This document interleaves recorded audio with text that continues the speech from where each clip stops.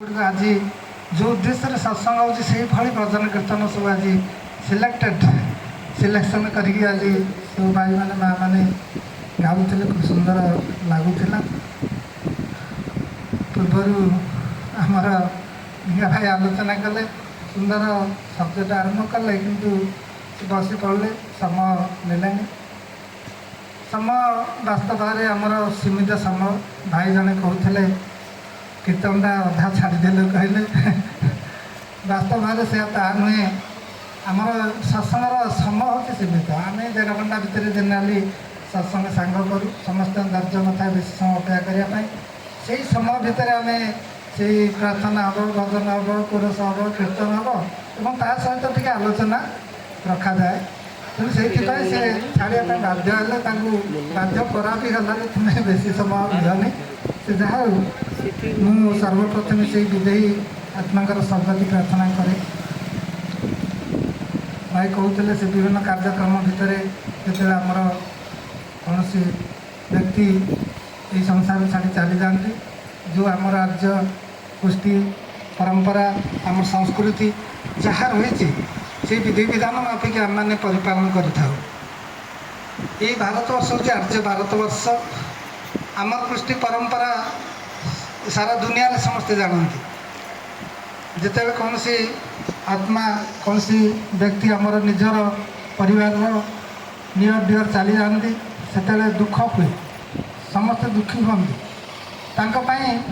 ये जो केते दिन पालन करा जाए शोक पालन करती जेहेतु सी आम भितर थे चली जाती तेणु ताप जो विधान दिखाई सब आम अंतिम संस्कार करुचे ये जो 10 दिन 10 कर्म हो 11 12 13 दिन किए कड़े जाती 14 दिन फ्री हो जाती भाई कहते 14 दिन पर्यंत से जो आत्मा यही आखपाखे घूरी बुलांती तेणु से आत्मा किभली सद्गति लाभ कर उद्देश्य जो पुत्रगण कन्यागण समस्त मिलित भाव में पथ को सहज कर दिया आम कहते पिंड दान कर पिंड मान शरीर शरीर दान सी किभली नूतन शरीर प्राप्त हे से भाई रास्ता तैयारी कर दिखती ये जो प्रभु को डाकी सम्मुख में भजन कीर्तन करती आज स्वयं ठाकुर अनुकूल चंद्र सत्संग से निजे उपस्थित अच्छा सामने आम बसी गुण कीर्तन करुचे तेणु यही भजन कीर्तन भितर रास्ता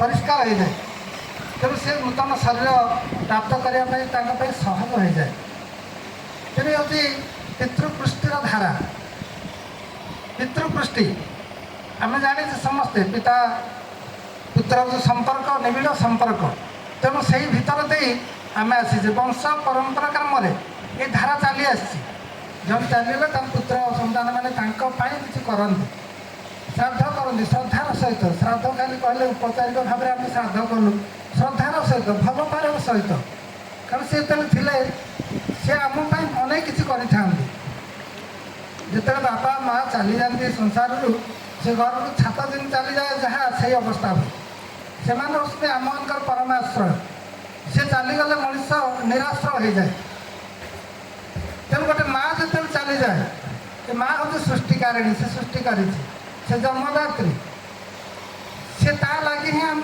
संसार आज आम आलोक देखुचे तेणु माँ ठार बड़ी आउ जिनिस ही दुनिया ना ये जन्म कर सबकि माँ से निजे उपास रही छुआ को मनीष करे खावा दिए मनीष से मिछ कहीं आम 2टी रुटी दे 3टी दे दिए भर कह ना तो गोटे कह आउ जोड़ा दे दिए हूँ भल पाइबा माँ तेणु माँ भल पाइबा कहीं के सुझी पारि ना ऋण के सुझा जाए ना कहीं पारे ना कि आम मैंने सुपुत्र सुकन्या हिसाब से आम चेष्टा करूँ किसी करने ये समय जहाँ आम कलु परवर्ती समय से चलीगला विदेही आत्मा किभली शांति रही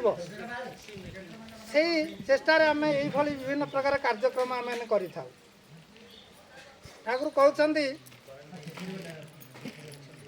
जे ऋतुकृष्टिर पुराणा प्रवण अतुट थिले धाराटी शाक्य हो वैष्णव हो ख्रीस्टियान मुसलमान सब ही खाती पितृकृष्टिर जो धारा यहाँ अतुट भाव चले जीवन में कौन असुविधा हम ना ତାଙ୍କର ଯେଉଁ ଆଶୀର୍ବାଦ ରହିଛି ଆମମାନଙ୍କ ପାଇଁ ସେ ଆଶୀର୍ବାଦ ମଣିଷ ପ୍ରାପ୍ତ ହୋଇପାରିବ। ତେଣୁ ଏଟାକୁ ଅତୁଟ ଭାବରେ ରଖିବା ଦରକାର। ଯେତେବେଳେ ପିତୃକୃଷ୍ଟି ଧାରା ଯେତେବେଳେ ଓଲଟା ହେଇଯାଏ ସେତେବେଳେ ମଣିଷ ଦୁଃଖ ପାଏ, ମଣିଷ ଅସୁବିଧାରେ ପଡ଼େ, ମଣିଷ କେହି ସାହାଯ୍ୟ କରିବାକୁ ଆସନ୍ତି ନାହିଁ। ତେଣୁ ଏ ଧାରାକୁ ବଜାୟ ରଖିବା ପାଇଁ ଆମର ଆର୍ଯ୍ୟ ଋଷିମାନେ ଏଇଭଳି କାର୍ଯ୍ୟକ୍ରମ ସବୁ କରିଛନ୍ତି। ଏବଂ ପ୍ରାସଙ୍ଗିକ ରହିଛି ସତ୍ସଙ୍ଗର।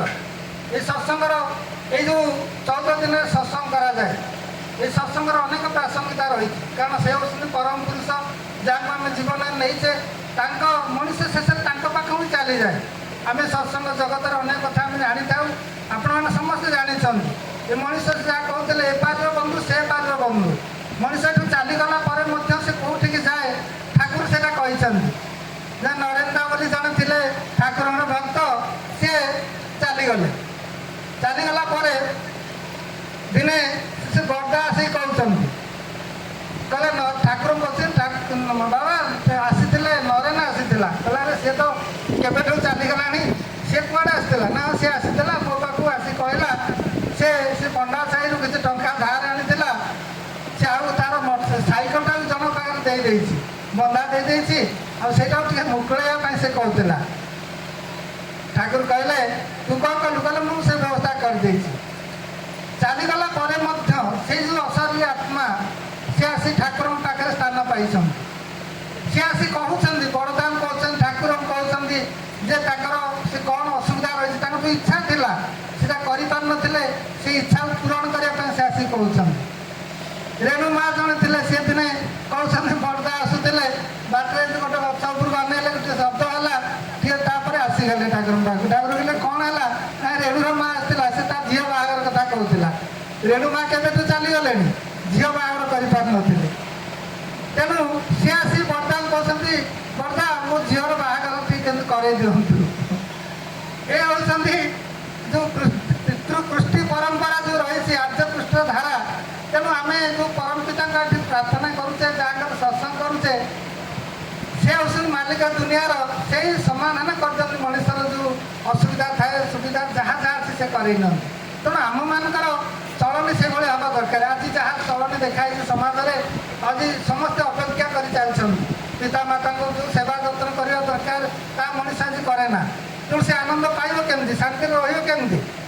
ତେଣୁ ସେଇ ଧାରାକୁ ଅତୁଟ କରିବା ପାଇଁ ପରମ୍ପରା, ଏଇ ସତ୍ସଙ୍ଗ, ଏଇ ଭାବଧାରା ସବୁ ଚାଲିଛି। ଆଜି ଆମେ ସେଇଟା ଅତୁଟ ରଖିବା ଦରକାର। ସେ ମୁଁ ଜଣେ ଯାଇଥିଲି, ମୋର ଗୋଟେ ବନ୍ଧୁ ଥରେ ଦେଖାହେଲେ, ବିରାଟ ବଡ଼ ମଣିଷ, ସିଏ ବଡ଼ ଲୋକଟିଏ, ହୋଟେଲ ଫୋଟେଲ ବହୁତ ଅଛି। ଦିନେ ମୁଁ କଥା କହୁଛୁ ତାକୁ କହିଲି, ମୁଁ କହିଲି ଗାନ୍ଧୀ ଭାଇ, ରମେଶ ଗାନ୍ଧୀ ତାଙ୍କ ନାଁ। ବୋଲି ଗାନ୍ଧୀ ଭାଇ ଆଉ କେମିତି ଆଉ ଅଛନ୍ତି, ମା କେମିତି ଅଛନ୍ତି? କହିଲେ ଭଲ ଅଛନ୍ତି, ତାଙ୍କର ବାପା ଚାଲି ଯାଇଛନ୍ତି, ସେ ଦୁଇ ଭାଇ, ବଡ଼ ବଡ଼ ହୋଟେଲ ତାଙ୍କର ଅଛି। ମୁଁ କହିଲି ଆଉ ମା କେଉଁଠି ଅଛନ୍ତି? ଆପଣ ପାଖରେ ଅଛନ୍ତି? ସେ କହିଲେ ଦାଦା ମୁଁ ମାଆଙ୍କ ପାଖରେ ଅଛି।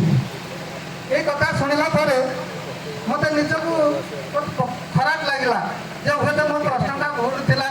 ମୁଁ କହିଲି ମା କ'ଣ ଆପଣ ପାଖରେ ଅଛନ୍ତି? ଏଇ ଯେଉଁ ପ୍ରଶ୍ନଟା ମୋତେ ବହୁତ କଷ୍ଟ ଲାଗିଲା ଯେ ମୁଁ ଏଭଳି ପ୍ରଶ୍ନ ପଚାରିଲେ କାହିଁକି। ମୁଁ ଠାକୁରଙ୍କର ଜଣେ କର୍ମୀ, ମୁଁ ତାଙ୍କୁ ପଚାରୁଛି ଠାକୁର ମା କ'ଣ ଆପଣ ପାଖରେ ଅଛନ୍ତି? କିନ୍ତୁ ତାଙ୍କ ଉତ୍ତରଟା ଥିଲା ନାଇଁ ଦାଦା ମୁଁ ମାଆଙ୍କ ପାଖରେ ଅଛି। ଏ ଛୋଟିଆ କଥାଟି ଯେ ମୁଁ ମାଆଙ୍କ ପାଖରେ ଅଛି। ଆମେ ଆଜି କହୁଛେ ମାଆକୁ ଭାଗ ବାଣ୍ଟି ଦେଉଛେ, ବାପାକୁ ଭାଗ ବାଣ୍ଟି ଦେଉଛେ, ସିଏ ଜଣ ପାଖରେ ରହିବ, ଇଏ ତାକୁ ଖାଇବାକୁ ଦେବ, ସିଏ ଖାଇବାକୁ ଦେବ। ଏଇ ଯେଉଁ ପରମ୍ପରା ଚାଲିଛି ଆକୁ ପରିବର୍ତ୍ତନ ଦରକାର। ଆଉ ଏ ପରିବର୍ତ୍ତନ ପାଇଁ ସତ୍ସଙ୍ଗ ଦରକାର ଜୀବନରେ। এই ସତ୍ସଙ୍ଗ ଭିତରକୁ ଆସିଲେ ମଣିଷ ଜାଣିପାରେ ଯେ ପିତା ମାତାଙ୍କର ପୋଜିସନଟା କେଉଁ ଜାଗାରେ ଅଛି। ଠାକୁର ମାଆଙ୍କୁ ବହୁତ ଭଲ ପାଉଥିଲେ। ଠାକୁର କହୁଛନ୍ତି ଥରେ ଯେ ବୁଝିକି ପାରୁଛ ଯିବ ଏ ମହିମଣ୍ଡଳେ ଈଶ୍ୱର କାହାର ନାମ ବୋଲନ୍ତି ସୁଜନେ, ତୁମେ ଯଦି ସେ ଈଶ୍ୱରେ ଦେଖି ନପାରିଲ ସେ ପଦ କମଳେ କେନେ ନିବେଦିବ ଫୁଲ। ମୁଁ ତ କହେ ଭ୍ରମ ଏ ବିଶ୍ୱାସ, ପିତା ମାତା ଦେବଦେବୀ ଏହି ଧରା ତଳେ ପୂଜା ଯିବ ପଦ ତାଙ୍କ ଭକ୍ତି ପୁଷ୍ପ ଜଳେ। ତାହାଙ୍କୁ ବୁଝିଲେ ଯିବ ମନରେ ବିକାର, ଧର୍ମ ଅର୍ଥ କାମ ମୋକ୍ଷ ମିଳେ ଅନିର୍ବାଣ। ଯଦି ପିତାମାତାଙ୍କର ଯିଏ ସେବା ଯତ୍ନ କରେ ତାକୁ ଧର୍ମ ଅର୍ଥ କାମ ମୋକ୍ଷ ଅତି ସହଜତା ପାଇଁ ହେଇଯିବ। କାରଣ ତାଙ୍କର ଆଶୀର୍ବାଦ ହିଁ ଜୀବନରେ ଦରକାର। କାରଣ ସେ ତାଙ୍କ ଲାଗି ମଣିଷ ଟିକେ ଆସିଛି, ତେଣୁ ତାଙ୍କୁ କେବେ ଅବହେଳା କରାଯାଏ ନା। ତାକୁ ଅବହେଳା କରାଯିବା ଉଚିତ ମଧ୍ୟ ନୁହେଁ। ତେଣୁ ତାଙ୍କର ସେବା ଯତ୍ନ ଏଇ ଜୀବିତ ଅବସ୍ଥାରେ ପିତାମାତାଙ୍କର ସେବା ଠାରୁ କୌଣସି ଜିନିଷ ନାହିଁ। ଠାକୁର ଜୀବନ ତା ମାଆଙ୍କୁ ବହୁତ ଭଲ ପାଉଥିଲେ। କହିଲେ ମୋ ମାଆଙ୍କ ପାଇଁ ସବୁକିଛି କରିବା ପାଇଁ ରାଜି, ଯେ ମାଆଙ୍କୁ ଟିକେ ଖୁସି କରିବା ଦରକାର। ମୁଁ କ'ଣ କଲେ ମାଆ ଖୁସି ହେବେ, ସେଇଥିପାଇଁ ସେ ଆଜି ବଡ଼ ମଣିଷ ହେଇଛନ୍ତି। ଆଜି ସାରା ଜଗତ ତାଙ୍କୁ ପୂଜା କରୁଛି।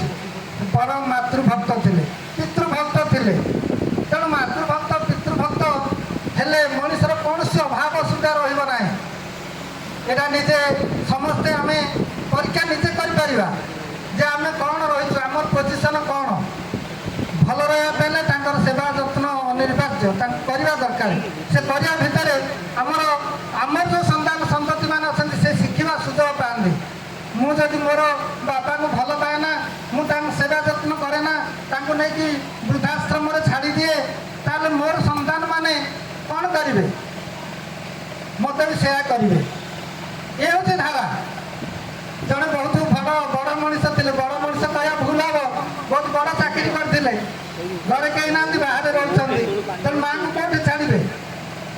ମାଆଙ୍କୁ ନେଇକି ବୃଦ୍ଧାଶ୍ରମରେ ଛାଡ଼ିଦେଲେ। କହିଲେ ମା ତୁମେ ଏଠି ଥା, ତୁମର କୌଣସି ଅସୁବିଧା ମୁଁ କରିବିନି। ସବୁ ପଇସା ପତ୍ର ଯାହା ଦରକାର ମୁଁ ଏଇଠି ଦେଇଦେଲି, ତୁମର ସବୁ ବ୍ୟବସ୍ଥା ସେମାନେ କରିବେ। ଆଉ ମୁଁ ଯାଇକି ମଝିରେ ମଝିରେ ଆସିବି, ତୁମକୁ ଟିକେ ଦେଖିକି ଯିବି। ଆଉ ତୁମର ଯେତେବେଳେ ଦରକାର ହେବ ମୋତେ ଟିକେ ଖବର ପଠେଇବେ, ମୁଁ ଆସିଯିବି। ଏମିତି କରିକି ସେ ଆସନ୍ତି, ଦେଖନ୍ତି, ଯାଆନ୍ତି। ମା ଅଛନ୍ତି, କିନ୍ତୁ ମାଆଙ୍କର ଯେତେବେଳେ ଶେଷ ସମୟ ଆସିଗଲା, ସେ ଦେଖିଲା ଆଉ ବେଶୀ ଦିନ ବଞ୍ଚିବେନି। ସେ ଥରେ ଖବର ଦେଲେ, କହିଲେ ପୁଅକୁ ଟିକେ ଡାକେ, ମୁଁ ତାକୁ ଦେଖିବି। ପୁଅ ଏଠୁ ଆସିଲା, ସେ ପହଞ୍ଚିଗଲା। କହିଲା ମା କେମିତି ଅଛୁ? କହିଲା ଭଲ ଅଛି। କହିଲା ଆଉ କ'ଣ ଖବର? କହିଲେ ମା ପୁଅ ମୁଁ ତୋତେ ଗୋଟେ ଜିନିଷ ମାଗିବି, ତୁ ଦେବୁ। କହିଲା କ'ଣ? ତୁ ଆଜି ଯାକେ ମୁଁ ଯେତେ ଥର ଆସି ତୁ କେବେ କିଛି ମାଗିନୁ, ଆଜି କ'ଣ କରୁଛୁ? କହିଲା ନାଇଁ ଏଇ ଯେଉଁ ଘରେ ଅଛି ନା, ବହୁତ ଗରମ ହେଉଛି ଏଠି, ସେ ଫ୍ୟାନ୍ ସବୁ ଲଗେଇଦେବା ବ୍ୟବସ୍ଥା କରିଦେବୁ ଏ ବୃଦ୍ଧାଶ୍ରମରେ। ସେ କହିଲା ମା ତୁମେ ତ ମୋତେ ଆଗରୁ କହିପାରିଥାନ୍ତ, ତୁମେ ଶେଷ ସମୟରେ ଏ କଥା କହୁଛ କାହିଁକି? କହିଲେ କାହିଁକି କହୁଛି, କାହିଁକି କହିବାର କାରଣ ହେଉଛି ଯେ ମୁଁ ତ ମୋ ଜୀବନ ଚାଲିଗଲା, ମୁଁ ଏତେ ସହିଗଲି। ମୁଁ ଗରମ ସହିବା ମୋର ଅଭ୍ୟାସରେ ଅଛି, କଷ୍ଟ ସହିବା ମୋର ଅଭ୍ୟାସରେ ଅଛି। ମୁଁ ସିନା କଷ୍ଟ ସହିଗଲି, କିନ୍ତୁ ଯଦି ସମୟ ଆସିବ ତୋ ପିଲାମାନେ ଯଦି ତୋତେ ଏଠିକି ପଠେଇ ଦିଅନ୍ତି, ସେତେବେଳେ ତୁ ବିନା ଫ୍ୟାନ୍ରେ ରହିପାରିବୁ ନାହିଁ। ତୁ ଏସିରେ ରହୁଛୁ, ଆରାମରେ ରହିଛୁ, ତୁ ଏଇ ପରିବେଶରେ ତୁ ରହିପାରିବୁ ନାହିଁ। ତେଣୁ ମୁଁ ଭାବୁଥିଲି ତା ଆଗକୁ ଟିକେ ବ୍ୟବସ୍ଥା କରିଦିଅ। ଏ ହେଉଛି ଆମର ଜୀବନ। ତେଣୁ ଆମେ ଠାକୁରଙ୍କୁ ଧରି ଜୀବନରେ ତାଙ୍କର ଯେଉଁ ନୀତି ନିର୍ଦ୍ଦେଶ ରହିଛି ତାକୁ ପରିପାଳନ କରିବା। ଯାହା ଇଷ୍ଟବୃତ୍ତି ସଂସ୍ଥାଚାର ସଂସ୍ଥାକୁ ପରିପାଳନ କରିବା। ପିତା ମାତା ଗୁରୁଜନ ଯେଉଁମାନେ ଅଛନ୍ତି ସେବା ଯତ୍ନ କରିବା। ଏ ହେଉଛି ଆମର ଧର୍ମ। ଆମେ ଠାକୁରଙ୍କୁ ଧରିଛେ କ'ଣ ପାଇଁ? ଯେଉଁ ପରମ୍ପରା, ଆଚାର୍ଯ୍ୟ ପରମ୍ପରା ସେ ଦେଇଛନ୍ତି। ଠାକୁରଙ୍କର ଯେଉଁ ଫିଲୋସଫି ରହିଛି, ଯେଉଁ ଧାରା ରହିଛି, ଆଜି ବରଦାନ ମାଧ୍ୟମରେ, ଶ୍ରୀ ଶ୍ରୀ ଦାଦା ମାଧ୍ୟମରେ, ଶ୍ରୀ ଶ୍ରୀ ଆଚାର୍ଯ୍ୟଙ୍କ ମାଧ୍ୟମରେ ସେଇ ଗୋଟିଏ ଧାରାକୁ ଆଜି ପ୍ରଚଳିତ ହେଇ ଚାଲିଛି। ସମସ୍ତେ ପରିପାଳନ କରୁଛନ୍ତି। ସେ ହେଉଛି ଆର୍ଯ୍ୟ କୃଷ୍ଟି, ସେ ହେଉଛି ଆର୍ଯ୍ୟ ପରମ୍ପରା, ସେ ହେଉଛି ପିତୃକୃଷ୍ଟି। ତେଣୁ ସେଇ କୃଷ୍ଟିକୁ ଯଦି ଆମେ ମାନିକି ଚାଲିବା, ଆମେମାନେ ନିଶ୍ଚିତ ଭାବରେ ଆନନ୍ଦ ରହିବା। ଆଉ ବିଶେଷ ସେମାନେ ଯେମିତି ଦାଦା ଅଛନ୍ତି, ତାଙ୍କଠାରୁ ଆମେ ଶୁଣିବା ପୁଣି ଥରେ ସମସ୍ତଙ୍କର ଏ ଗ୍ରାମବାସୀଙ୍କର ମଙ୍ଗଳ କାମନା କରିବା ସହିତ ଯେଉଁ କୁନି ମଣିମା ତାଙ୍କର ବିଦେହୀ ଆତ୍ମା ସଦ୍ଗତି ଲାଭ କରନ୍ତୁ, ଏହି ପ୍ରାର୍ଥନା ଜଣାଇ ରହିଲି। ବନ୍ଦେ ପୁରୁଷୋତ୍ତମ ଜୟ ଗୁରୁ।